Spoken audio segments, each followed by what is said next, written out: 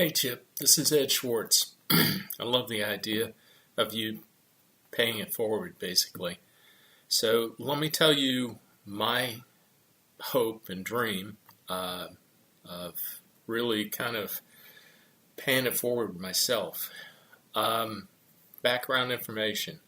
My wife and I, Joe, my wife's name is Joe also, adopted a little baby girl from Korea many years ago.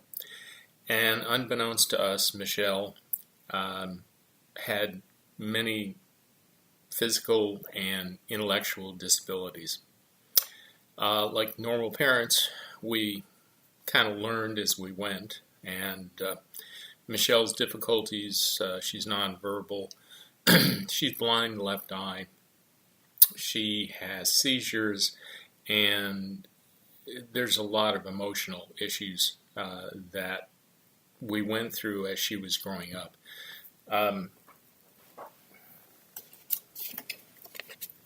So, let me see if I can get that straight. Can you guess which one is my daughter, Michelle? All right. Michelle is now 29.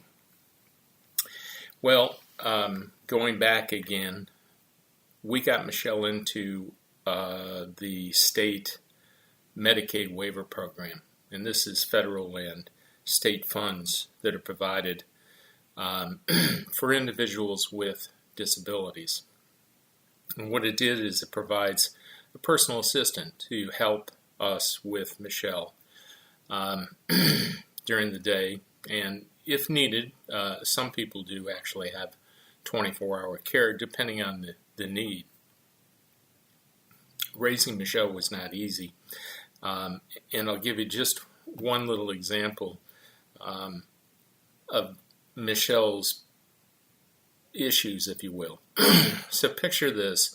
We had just sold a house in the southern portion of Memphis, and had bought a house in the northern part of town, and school started before we actually made the move. So every morning I would take Michelle 30 miles to go to school, and then I would, in the afternoon, drive back to pick her up. Well, one day on the way back, Michelle is in the back seat, and the child safety lock is on the door, and Michelle wants to do something, and we can't do it, and so she starts throwing a fit. She's kicking the seat and screaming and so on and so forth. Well, you kind of have to deal with it and just drive on. And I did. But then I looked in the rearview mirror, and there's Michelle, buck naked. Now, picture this. Michelle, obviously Korean, and I'm obviously not, with a naked girl in the back seat of my car, pulling up to traffic lights, etc. Well, I couldn't exactly stop, pull over on the side of the road, and try to dress her because, well, can you imagine if somebody actually saw me and not knowing whether I'm putting the clothes on or taking them off? Anyways, that's just one example of dealing with someone with special needs. Well, we developed or started a company, Mixed Place, which is abbreviated for Michelle. It's not an Irish pub, okay? Anyways, Mixed Place, the purpose of it is it allows us to go around instead of going through the large companies that provide caregivers.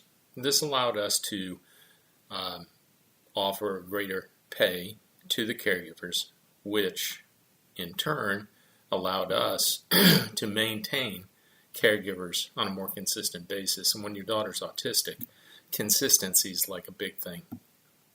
Okay, so Mixed Place was providing the care for our daughter, and only our daughter. We were considered single placement. A couple of years ago, I tried to get into senior care with the license that I had with the state through DIDD, which is the Department of Intellectual and Developmental Disabilities. They're the ones who oversee the funding that the state and federal government provide. It was a failure. Then, about a year ago, I said, we have to maintain a separate office, not just this room at the house. We have to have our liability insurance. We have to have workers' comp. I use Paychecks as a payroll service. All these expenses, and it's kind of eating up what we're able to pay the caregivers. So I had the state change our designation from single care placement to a regular provider. All right, where I'm going with that is this. I now have 7 individuals that we provide care for. I have 12 employees, and that's going along beautifully. We're rated by the Better Business Bureau as an A+ company, and we are a 3-star provider, and that's as a result of the QA, quality assurance audits on a yearly basis. And we are now have just been accepted by AmeriGroup, which is one of the large MCOs, managed care organizations in Tennessee, to provide what's called CLS program. Now, the CLS program is Community Living Services, in which we will provide housing for individuals who have just slight disabilities and just can't live on their own. Now, as you know, autism is becoming, and it's just becoming a huge issue in the United States. I won't go into the numbers of how many people, how many families are affected with autism, but it's very, very large. And a big problem is individuals like myself and my wife. Joe, my Joe, is 70 this month, and I'm 60. And there's going to come a time when we cannot care for Michelle, and we really don't have family members that want to take on the responsibility. So here's where what you're talking about, my dreams and wishes, comes in. I'd like to actually purchase a plot of land, 5-10 acres, in which we could actually have houses that will provide housing for those with disability. Now, these houses would be regular 3-4 bedroom homes. And next to those houses, I'd like to also have either a house or a duplex for senior care. That would allow families like myself, if I downsize the house and move in next to the house where my daughter is staying. And so it's not just a matter of having 2 houses, but to continue the idea to have 2 more houses and then 2 more houses on the tract of land.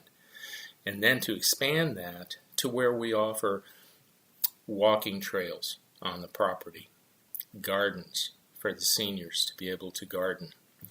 And then I'd also like to have a little community clubhouse, if you will, that actually is set up for physical therapy. Think about it. Seniors fall, break a hip, they go into the hospital, then they go to a step-down unit, and then they go home, but they're also provided physical therapy at home afterwards. Well, here they could actually go into the clubhouse, which is set up for physical therapy with mats and things. It'll also have like stationary bicycles. It'd even be cool to have something like a small lap pool in which has a lift to help people get into the pool. All of this set up so that caregivers and physical therapists can help seniors and those individuals with special needs within a small community. So that's kind of what I'd like to do. I've got the license. I've got the approval to be the provider by the state.